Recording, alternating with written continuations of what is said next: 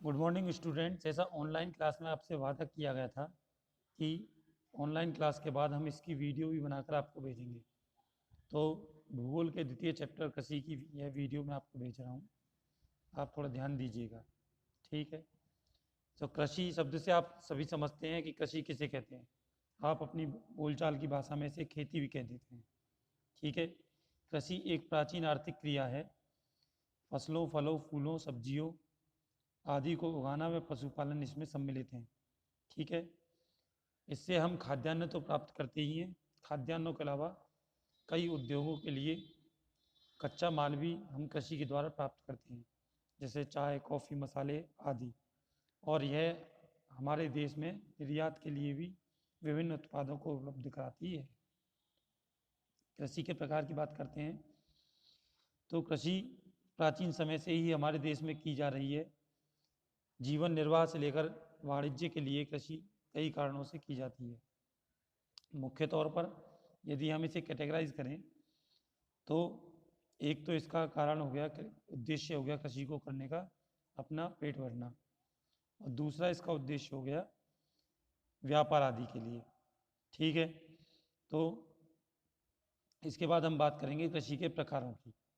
सबसे पहला प्रकार आता है प्रारंभिक जीविका निर्वाह कृषि। इस प्रकार की कृषि अभी भी देश के कुछ भागों में की जा रही है।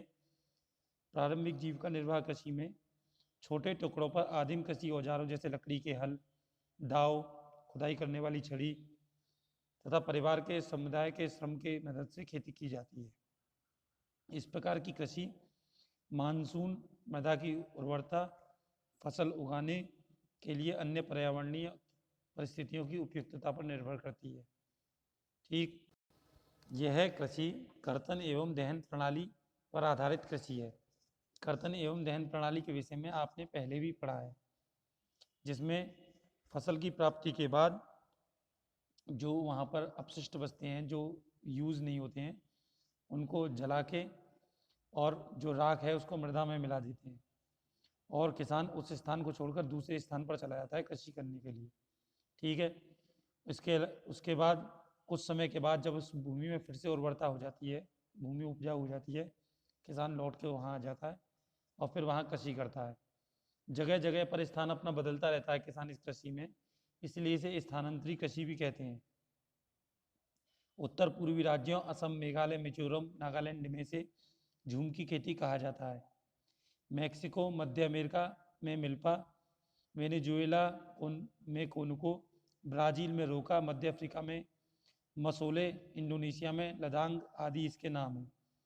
भारत में भी इसे मध्य प्रदेश में बेबर या दहिया, आंध्र प्रदेश में पोडू अथवा पेंडा, उड़ीसा में पामडाबी या कोमान या भरिंगा, पश्चिमी घाट में कुमारी और असम आदि का मैंने नाम आपको बता ही दिया, ठीक है जी। तो इसके विभिन्न नाम हैं। तीसरे प्रकार की बात करते हैं इसमें, तो वो है गहन जीविका निर्वाह कृषि। गहन जीविका निर्वाह कृषि वर्तमान समय में बहुतायत में देखने को मिलती है। हमारे क्षेत्र में ज़्यादातर गहन जीविका निर्वाह कृषि की जाती है। इसमें क्या है कि कृषि की जा रही है, जो कृषि का जो क्षेत्र है जहाँ पे खेती की जाती है वह क्षेत्र बहुत कम है। अब इसके लिए मैं एक थोड़ा सा आपको उदाहरण दूंगा। जैसे परिवार की बात करते हैं, किसी के बाबा जी के पास 100 बीघा ज़मीन थी, उसके चाचा ताऊ और पिताजी 3 भाई थे, तो वो बटके कितनी हो गई, 33 34 बीघा ज़मीन हो गई। तो उनकी फैमिली तो बढ़ गई, परंतु कृषि का किए जाने वाला क्षेत्र हो गया कम। तो ऐसी ऐसी स्थिति में वो उसी खेत में अत्यधिक उर्वरक, पारिवारिक श्रम, रासायनिक निवेश, सिंचाई आदि का प्रयोग करके खेती करते हैं, ठीक है। तो ऐसी कृषि कहलाती है गहन जीविका निर्वाह कृषि।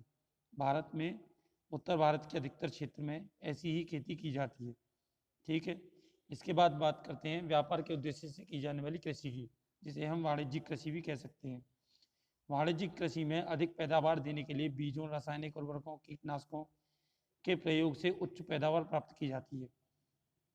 उदाहरण के लिए हरियाणा, पंजाब में चावल वाणिज्य की फसल है, परंतु उड़ीसा में यह एक जीविका की फसल है। उड़ीसा में चावल किया जा रहा है भोजन के उद्देश्य से, जबकि हरियाणा और पंजाब में किया जा रहा है चावल, वहाँ चावल का भोजन में प्रयोग बहुत कम है। वहाँ पे चावल जो किया जा रहा है व्यापार के उद्देश्य से किया जा रहा है। ठीक है। तो रोपण कृषि भी एक प्रकार की वाणिज्यिक खेती है। रोपण खेती की बात करते हैं। रोपण कृषि में क्या किया जाता है, एक लंबे चौड़े क्षेत्र में एकल फसल बोई जाती है, यानी एक ही फसल बोई जाती है।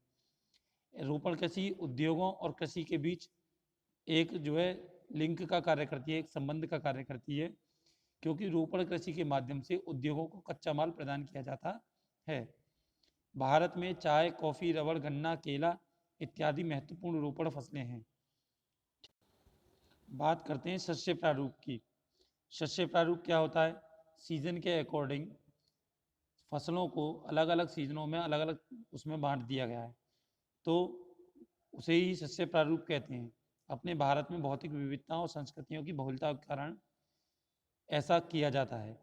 देश में अलग अलग स्थानों पर अलग अलग प्रकार का मौसम रहता है, उसी के अकॉर्डिंग वहाँ पर खेती की जाती है। आप सभी जानते हैं कि कृषि करने के लिए कई मेन फैक्टर होते हैं, जैसे भूमि, जलवायु, सिंचाई, पानी, ठीक है। तो ये हर जगह हर समय हर जगह उस तरह से जिस प्रकार की उपलब्धता रहती है इन तत्वों की, उसी प्रकार की कृषि वहाँ पे की जाती है। तो भारत में मुख्य तौर पर 3 शस्य ऋतुओं में डिवाइडेशन किया गया है टोटल कृषि का, वो है रबी, खरीफ और जायद। रबी की फसलों को शीत ऋतु में अक्टूबर से दिसंबर के मध्य बोया जाता है और ग्रीष्म ऋतु में अप्रैल से जून के मध्य काटा जाता है। गेहूं, जौ, मटर, चना, सरसों आदि मुख्य रबी की फसलें हैं। यद्यपि ये फसलें देश के विस्तृत भागों में बोई जाती हैं, परंतु मुख्य तौर पर यह हमारे उत्तर भारत के मैदान के जो राज्य हैं उनमें बोई जाती है, जैसे पंजाब, हरियाणा, हिमाचल प्रदेश, जम्मू कश्मीर, उत्तराखंड, उत्तर प्रदेश आदि, ठीक है। गेहूं और अन्य रबी की फसलों के उत्पादन के लिए ये महत्वपूर्ण राज्य हैं।